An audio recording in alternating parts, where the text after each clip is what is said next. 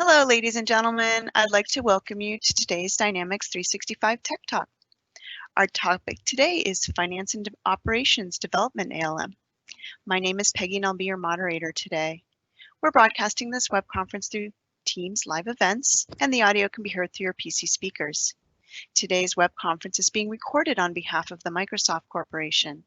Participation in the meeting today indicates your consent to being included in the meeting recording. Access to the web conference recording and all session materials will be delivered by email within 5 days post-conference. If you have questions for the presenters or need support, you can turn on the Q&A panel by selecting the question mark icon located in the upper right-hand corner of your screen. We have moderators standing by to answer your questions during today's presentation, and there will be time at the end for any further questions. Presenting for us today from Microsoft is Eric Pigors, Senior R&D Solution Architect. Welcome, Eric. You now have the floor. Thank you, Peggy. And let's get started on application lifecycle management. We have 4 chapters today. And the first is business process focus. So we want to make sure that we model our business processes in the business process modeler, and then we will sync those with Microsoft Azure DevOps or DevOps and use those to associate various work items with requirements and business processes. And remember that work items include bugs, tasks, backlog items, tests, documents, etc. The phases of application lifecycle management are at the top: develop, build, and deploy. And in the develop phase, we use development VMs to write source code and put it into Azure DevOps, and a development machine will also pull the source code out of DevOps when you create a new development machine or from other developers. During the build phase, the build VM will take the source code out of DevOps, build it, create a deployable package, which can be put into the LCS shared asset library, And during the deploy phase, the deployable package can be installed on a sandbox or UAT environment, tested. Once its testing is complete, it can be marked as a release candidate and installed on production. The first part we want to talk about is version control. The primary purpose for version control is storing the source code. This includes customizations and ISV products with source code. Source code for finance and operations is primarily in the XML text files that make up the application object tree, or AOT. Binary artifacts from ISV products without source code are also added to version control. An Azure DevOps account is free, and a free account includes 5 basic licenses that allow access to the code. And in this case, basic is the type of the license. MSDN Visual Studio subscribers, they get code access in DevOps for free without you. Yep. Should the screens be changing? Have you moved to another slide yet? Yes, I have. Give me one. Okay. I'll reshare here. Thank you.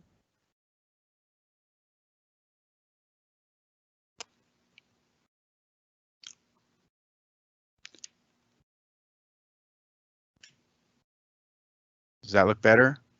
Oh, yep. Yes, thank you so much. Yep, sorry about that. Let's see here.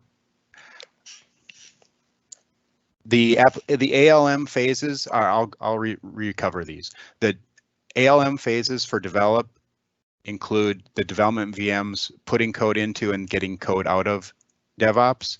The build phase includes the build VM getting source code out of DevOps and putting the deployable package into the LCS asset library.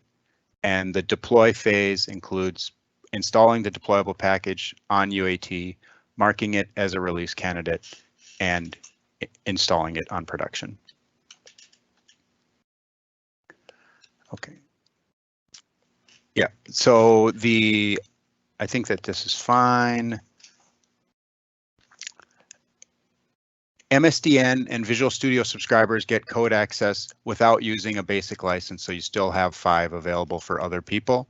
You can purchase additional basic licenses in the Azure portal, and a DevOps account includes unlimited stakeholder licenses that have access to the work items.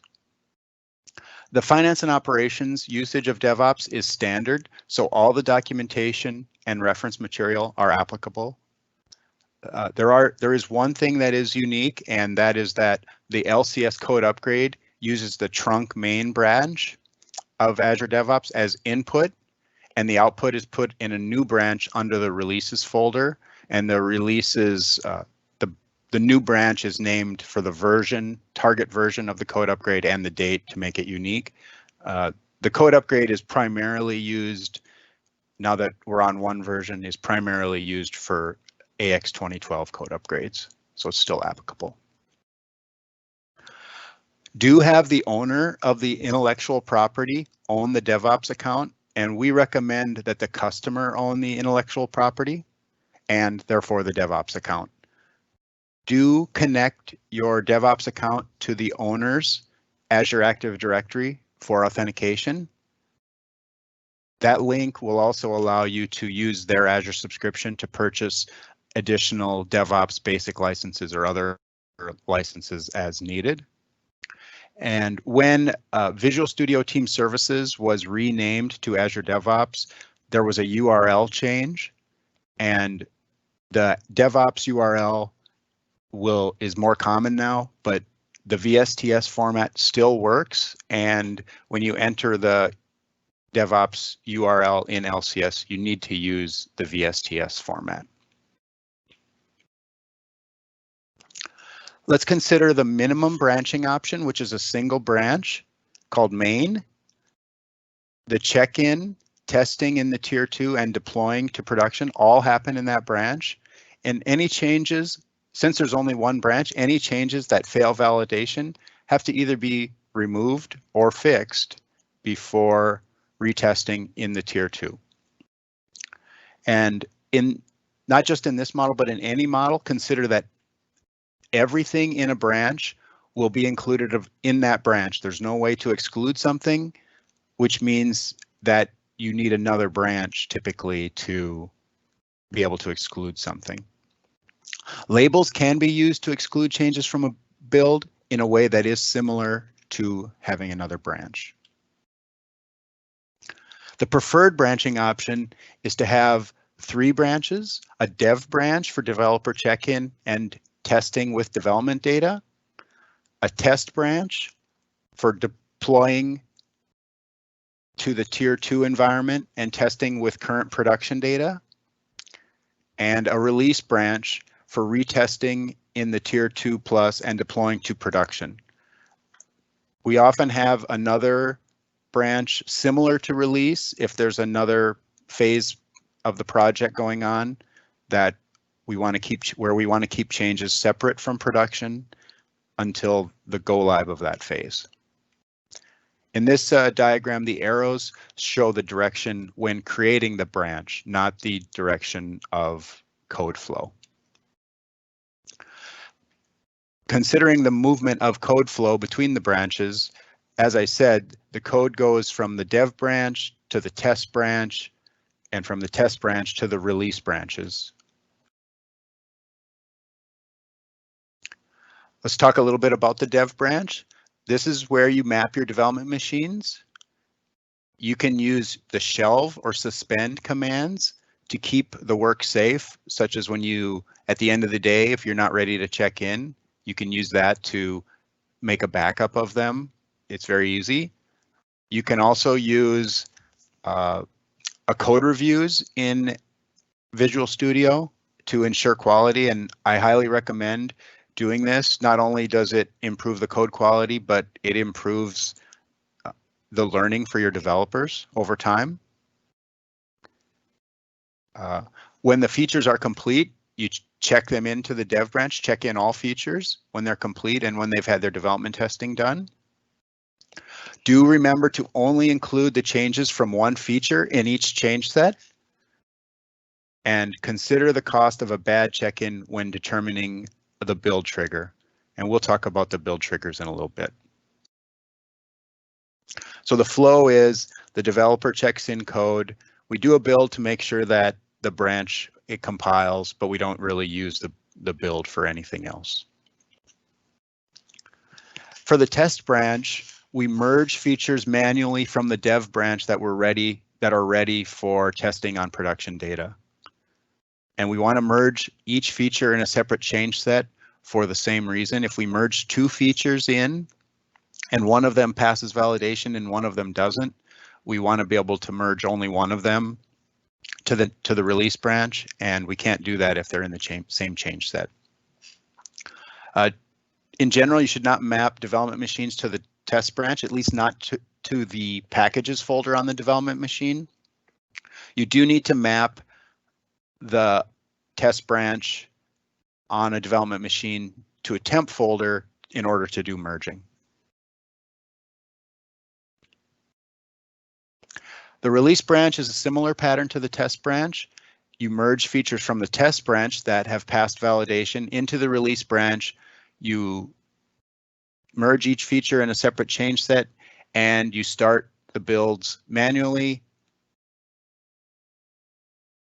And then you can install them on the sandbox to retest that specific package. And if it passes, you can mark it as a release candidate and install it in production.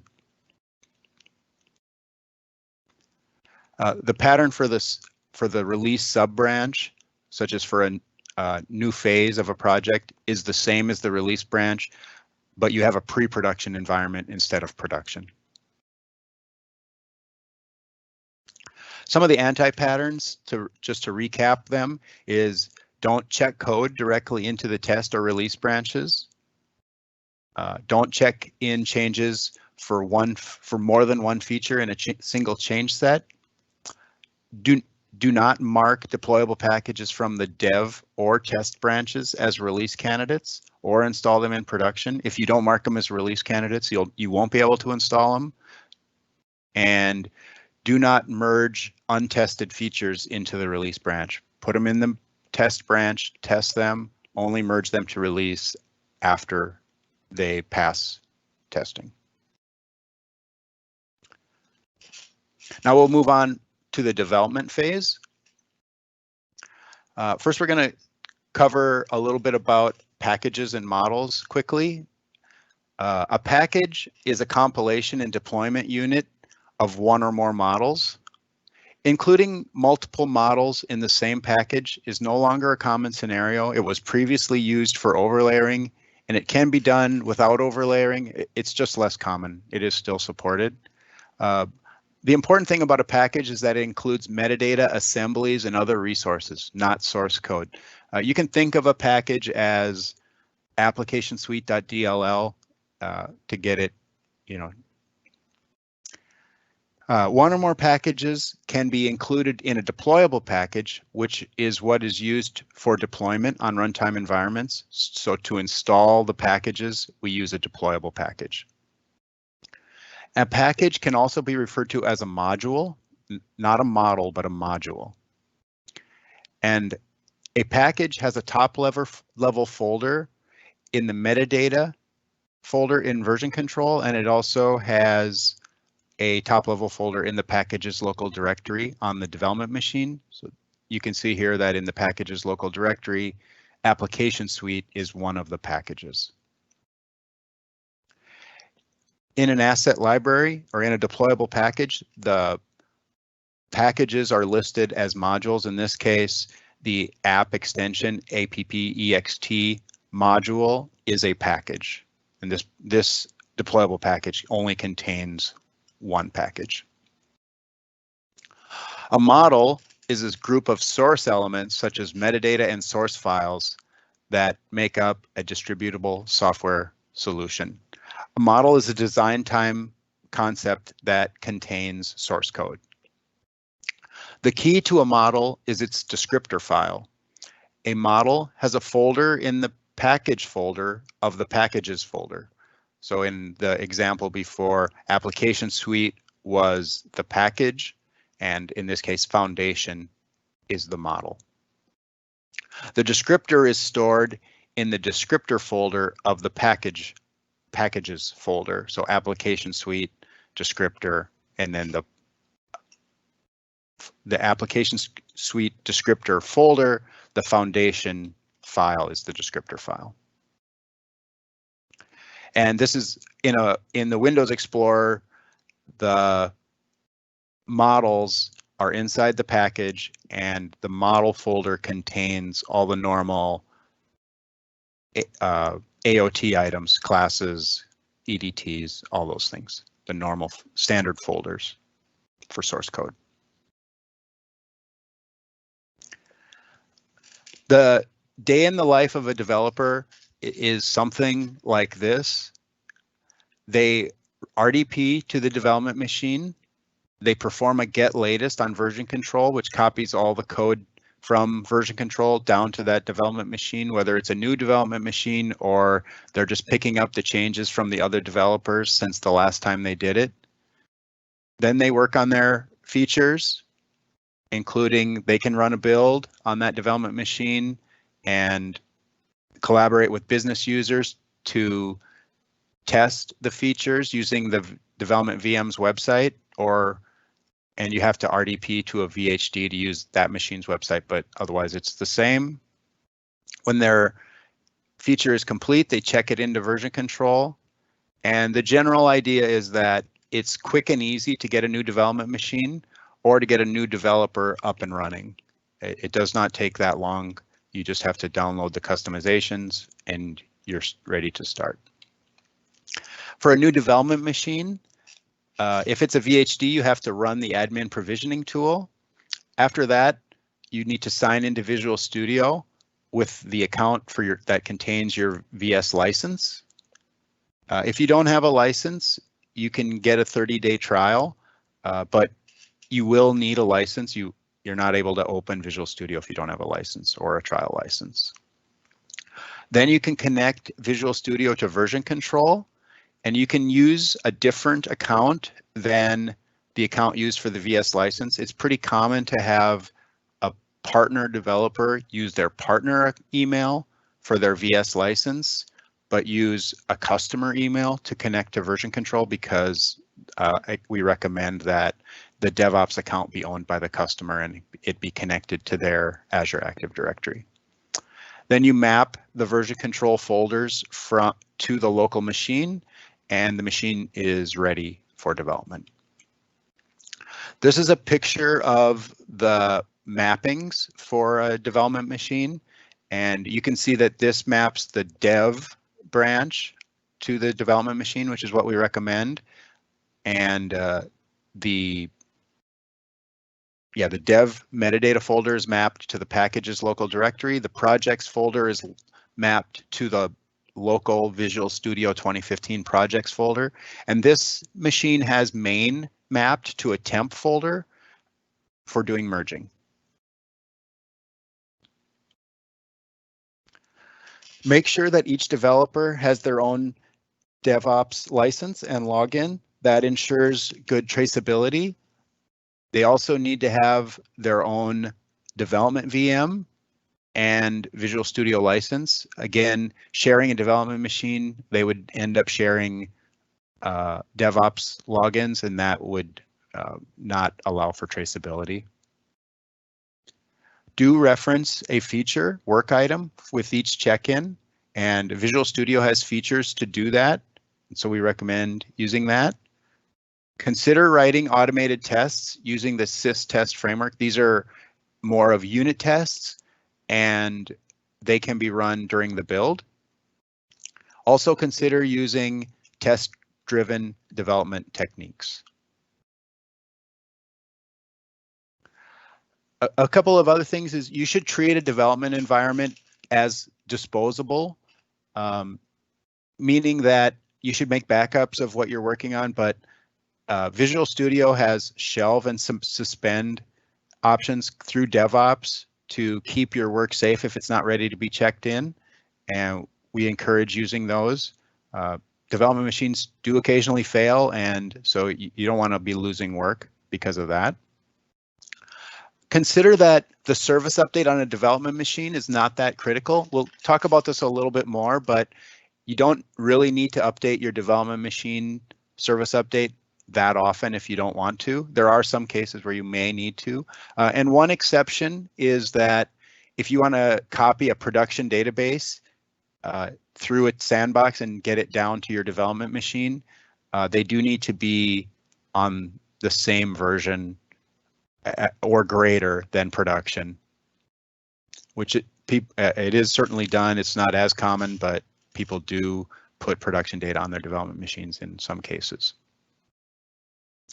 Also consider non-functional requirements such as performance. Implementing more performance than is necessary will just take longer on the development work, and implementing less performance will typically result in rework, which will also take longer. Consider a data entity. If it's going to need high performance, implementing it as a set-based entity right away is the correct thing to do. If the performance is not needed, doing that will take longer than is needed. And if you have to change it to be set-based, it'll just take even longer because you implemented it twice, basically. For ISV products, you check the source code, you install the ISV product on the development machine, and then you check the source code into version control if you don't have the binary deployable package from the ISV. If you do have a binary deployable package, you install that on the dev machine and check the binaries into version control. The build machine will copy those binaries straight into the deployable package in that scenario. You can install the source code on development machines as needed, even if you're using a binary deployable package for the runtime environments. The scenarios for doing that are debugging the ISV solution and customizing the ISV solution. Let's cover a few of the things you should not do in development one more time. Don't let developers hold their changes on a development machine without backing them up using the shelve or suspend. Do not let multiple developers use a single development machine or share DevOps logins. And don't check in changes for multiple features in a single check-in or change set. And don't use Visual Studio to create deployable packages. We'll talk more about that in the build section. This topic on builds refers to automated builds using a build machine. Of course, dev machines do builds as well, but we're talking about the ones done on a build machine. And in any case, a build is the process of taking the source code and producing binary files that a system can run. No code can ever run without performing a build first. And this includes the database sync for finance and operations because it retrieves the schema for the tables from the assemblies and not from the XML source files. And we mention these things about the build because in X 2012, the build was sort of taken for granted a bit because every environment was able to do a build, including production. And in finance and operations, only the development and build machines can perform builds. An automated builds serves a few purposes.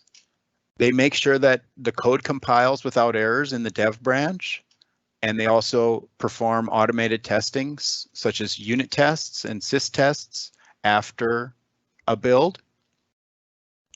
It creates a deployable package which is suitable for sandbox and production runtime environments.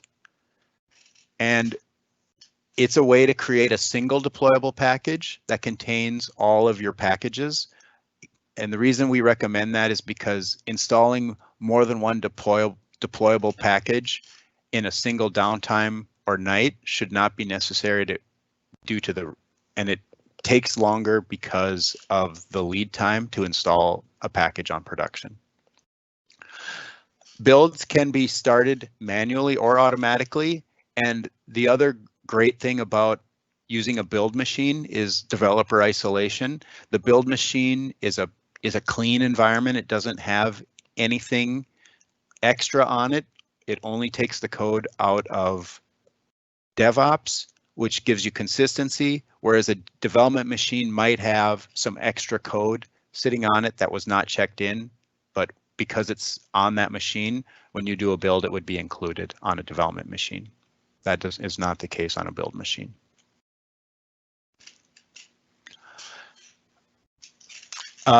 You need to make sure that the service update on the build machine is less than or equal to production. This is standard finance and operations backward compatibility at runtime. We guarantee backward compatibility at runtime only. And doing this can be achieved by installing a new service update on the build machine last, or at least after production, or not at all. It's not critical that the build machine or the development machines be updated with a new service update in most cases. Let's talk about this example where we check in some code to version control that uses class or table named D, which was new, and if the build class or table D was new in version N+1. It does not exist in version N, and if you check in that code and run a build, the build will fail. And even though it's a failure, that's the preferred option here. So that's our happy path. And then because the other scenario is that if you check in that code using D and your build machine has been updated and it's newer, it has a newer version than production, the build will succeed and then it will fail being deployed to production because production does not have code that knows about D yet. And so in this case, the failure of the build is a much better option than the failure of deployment on production. The builds in DevOps have triggers for builds, and that's just different ways of starting a build. You can schedule them, so you can run a build every night at 6 o'clock or something like that. That could be a simple model for development. Continuous integration means that a build is started as soon as a check-in is done. Gated check-in takes that a step further, and it starts a build when the check-in is attempted, and it only commits the check-in if the build succeeds. And then you can also start a build manually from the Azure DevOps website. Let's talk about the dev branch on a build and build machines. Schedule an automated build at least daily. The most common scenario for why you need a build is that on the dev branch is that if the developer forgot to check in something is the most likely. There can also be conflicts, but it's much more common that they forget to check in something. It will build on the development machine, but it will not build on the build machine. And you should consider using the continuous integration or gated check-in build triggers. Typically, the more developers you have, then those start to make more sense. The purpose of the dev branch builds is to verify the code. The deployable packages that result from those builds should not be installed on any environments. On the test branch, since the changes are merged manually into the test branch, typically the builds are started manually, but that's not a requirement. Install the deployable package from the test branch on a tier 2 environment for testing using recent production data. But do not mark the deployable packages from the test branch as a release candidate because we have no intention of installing them on production. The release branch is similar. You start the builds manually because things are merged from the test branch manually. You install the deployable package on a tier 2 environment for testing using recent production data. And when they pass validation, you mark the deployable package as a release candidate so that it can be installed on production. Make sure that you test the deployable packages from the release branch, even if the same features were tested in the test branch build, because the release branch and the test branch are likely not the same. The alternate release branch is similar pattern to the release branch, except that you would not mark them as a release candidate because they're probably not going to production. They're probably going to some pre-production sort of environment. A few notes on the build machine. You need to have one build machine for each application version before one version at least. There are some scenarios like we talked about with service updates where you might need multiple build machines, but in general, the builds are backward compatible and that normally works with just one build machine. Azure DevOps has build definitions. I believe that they're called pipelines now actually, but you can have a build definition or pipeline for each branch and build trigger that you need. So if you have a gated check-in for your dev machine or your dev branch, you'll have a build definition. If you have one that runs every night at 5 o'clock, you'll have another build definition for dev branch, etc. We recommend that you use consistent naming for your deployable packages, such as the name of the customer's company, what branch it came from, and the DevOps build number for traceability. And then it's a good idea for traceability and consistency. It's a good idea to put something more meaningful to people in the description, such as the bug or KB number that sort of was the reason for creating that build in the first place. But keeping the names consistent is recommended. Some anti-patterns for the build machine is you should not RDP onto the build machine. All the normal things that you need to do can be done from the Azure DevOps website, and there are maybe a few edge cases where you would want to RDP to the build machine, maybe to free up some disk space or something like that. So you should never open Visual Studio or map it to the branch in version control. That's all handled automatically by the builds, and you never use Visual Studio to create a deployable package instead of a build machine. As I mentioned before, the deployable package will contain all the code on that development machine, whether it was checked in or not, and that is not good for consistency either. This is an example of two deployable packages that from back before one version that were created, and the one on the right was created with Visual Studio, and it doesn't include the directory module, sorry, and that's because the directory module was there due to a KB, and so when you install this Visual Studio build on an environment, you'll get whatever directory is already on there, and that could be cause some problems with consistency. All right, let's talk about some deployment items. The manual deployment is to download the deployable package from Azure DevOps, upload it to the LCS asset library, and then install it on an environment. And now we also have automated deployment for non-production with Azure pipelines. Go through the manual steps first. The UI changes a bit from time to time, so but this is what it is currently anyway. So you go to, in Azure DevOps, you go to pipelines, under pipelines, and then you click on the pipeline, which is used to be called build definitions.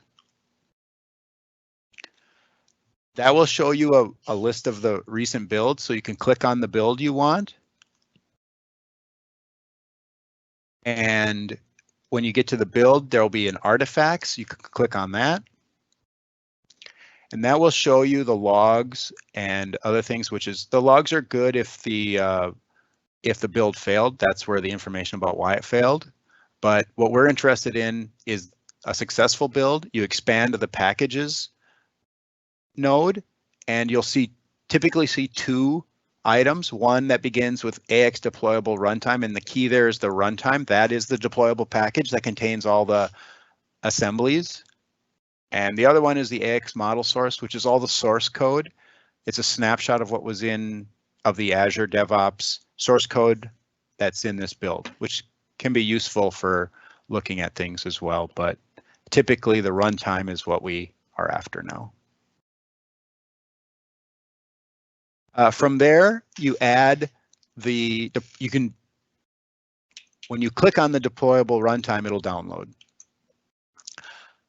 From there, you go to the asset library to create a new deployable package. You give it a name. So in this case, I named it, again, based on the customer name, and then the branch, and I gave it the date from Azure DevOps build number. And then in the description, I put the official DevOps build number, and then I note that we ran this build for a KB reason. So you add all that and add the file, and you select the deployable package you downloaded in the last step, and then you confirm, and that'll create the asset library, put it in the asset library. And when you go to the environment in LCS, you could click on maintain and apply updates. The list from the asset library shows up, and you select your deployable package, and it will start installing. For the build pipeline and release pipeline, the automated ones, the build is queued, and it doesn't really matter if it's a manual or scheduled or triggered. When the build completes, then the release is queued in the same way, and that completes it. And you do want to clean up your old released assets from the asset library. One edge case, but it does need to be done sometimes, is uninstalling a module or a package. And this could be a case where you have been using an ISV and you decide to stop using them or something similar. So the first thing you need to do is update all your packages that will remain to not reference the one that's going to be removed. Visual Studio has a model dependencies view to show you the references. So you need to clean up and remove all the references to whatever is going to be uninstalled. Then we recommend that you update the model. You update the module to be uninstalled with all code removed. So you take all the code out of the model except one class, you build it, then you deploy that small, and it doesn't reference anything itself. And then the final step is to follow the documentation instructions. You create a text file and you put it in the deployable package, and the text file contains the name of the module to be removed. And then you install that deployable package and it will remove it. But the first thing to do is make sure it's not used by any of the code that's still there.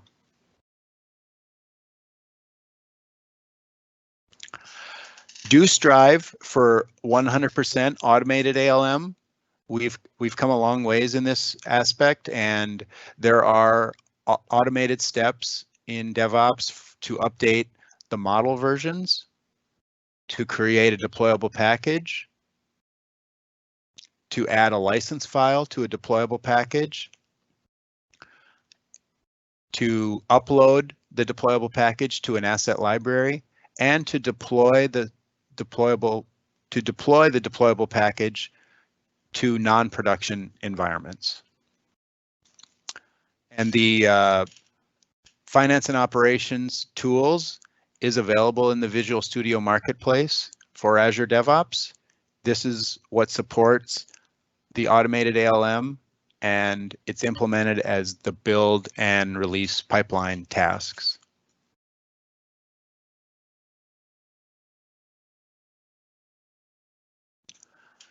Volker, are there any questions?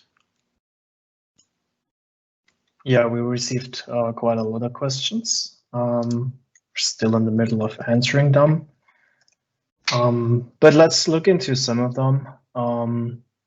So one interesting one came from Sander, and he asked if there's any time frame on the support for building and releasing on Microsoft hosted agents instead of the dedicated build environment we have today. There is it is being worked on, but at this time I don't think we have ETA. It's not in the release plan at this time, but it is something that we are working on. Great. So the next question I would like to point out is about whether the branching strategy you talked about is applicable for both Git and the Team Foundation version control. Right. So Git is not officially supported, although my understanding is that it does work and that there are some MVPs or blogs about it, but it's not officially supported, but my understanding is that it does work. Great. Yeah, there were a couple more questions around that area and about official support. But yeah, thanks for that. Sure. Yeah, I have not heard of any immediate plans for official support. I think the answer to that might be it might not be officially supported at any time because, well, we strive to give you the ability to use whatever you want and not block you from a tooling perspective.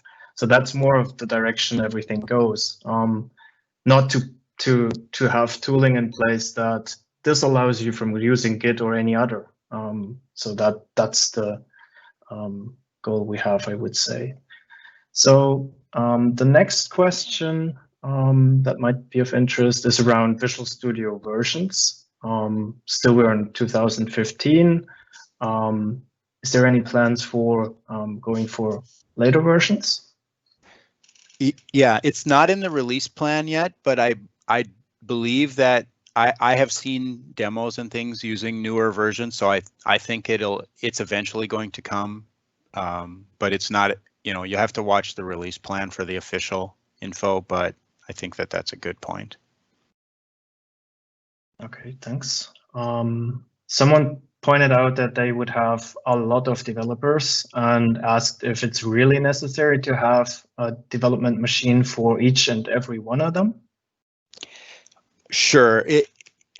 Today it is. That's the recommendation.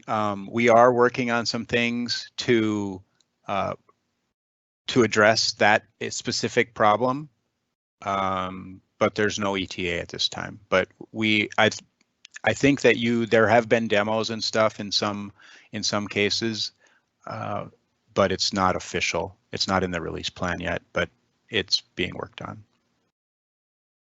All right. And maybe the last question we can cover is around the branching strategy.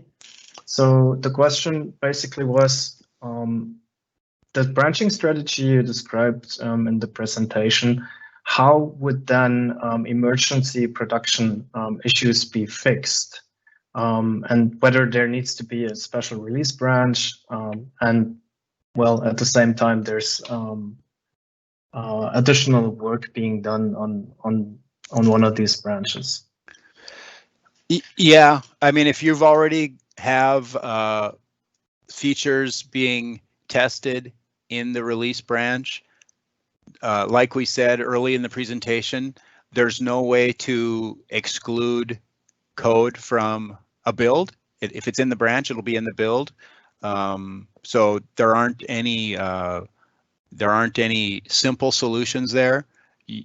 Obviously, if the code is in the release branch, it's pretty far along, and it might make sense to just to put the KB in and continue with the testing. It is possible to roll back what was put into the release branch. That would be an option as well, if that makes sense. I think that a lot of people ask questions like this, and they're good questions and they're valid. But I think that getting in a hurry is not a good idea. Typically, taking some time to think things through would be is a much better approach, and a lot of times a good solution is is easier to come by when you just take a step back and don't rush. But it is version control, so you would be able to roll back what's in test already if you want to just to go forward with a new release build that only has this KB since the last one was done. That's one option. Great. I think we still have some time, so we can tackle maybe a couple of more questions. Yeah, certainly. The next one would be when automated deployments are supported for self-service environments. I believe that's also planned, but it has not been announced yet. But that's going to be a very common, self-service deployments are going to be very common, so it has to be supported, and we will support it. Great. Yeah. Soon is the answer. Yeah, I think soon. Yeah, I think it's soon. There was another question around Git and if it's supported instead of Team Foundation version control. It's not officially supported, but like I said, there's a good amount of community knowledge about it, and I know that, and what I've heard is that Team Foundation version control is just simpler, and Git can, if you're not experienced, or even if you are fairly experienced, it can be tricky at times. But it's not officially supported, but I think there's good community support for it if you're, if that's what you want to do. Okay. Someone's asking about LCS upload tasks and pipelines. Can you elaborate on that a little bit? We have LCS upload tasks, right? Yes, I'm not sure what we have that is. available. It was part of, yeah, true. So it didn't have like too much of context. Okay, well, so one thing is, I know the reason that I'm not over familiar with it is because it does not support multi-factor authentication. So there are some limits like that to it, and I think that we are working on a way to get around that, although that is largely a function of the Azure Active Directory that is in use there. So the Microsoft.com Azure Active Directory that I use obviously has multi-factor turned on. So, but otherwise, that's the only limit that I really know of. Yep. So let's tackle one last one. We'll try to answer some in the chat then over the next couple of minutes, which were not answered yet. The last one we can take here is, where can partners or customers see the official Microsoft release plan that you have mentioned for these new features? And I believe that refers to things like getting rid of dev machines and so on and so on. Yeah, those would be in the standard release plans that come out, and I believe that if you go to dynamics.com, the release plans are in one of the menus at the top. But if you search for the release plan, it should come up. They're readily available. And there's like a there's a docs article, and then there's a PDF that is quite large, and where everything that is in the plan is documented. Okay. Any other questions, Volker, that you can think of?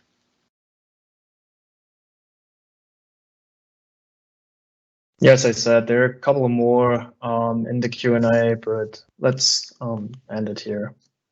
Okay, we'll answer those online. Yep.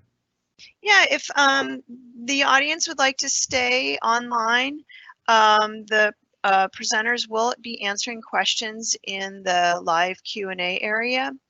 But in the meantime, if I could please ask you to note the link that I've just posted there in the chat window. This will allow you to take a short survey and let us know what you thought of the presentation today. We greatly appreciate your time in taking that. The survey scores on a scale from 1 to 5, with 5 being the highest score possible. And as a reminder, all attendees will receive a link to the recording and all session materials via email within 5 business days post-conference. So this does conclude the live version or the live portion of our event today. So again, feel free to stay online and ask questions. Thanks so much. Have a great day or evening wherever you are.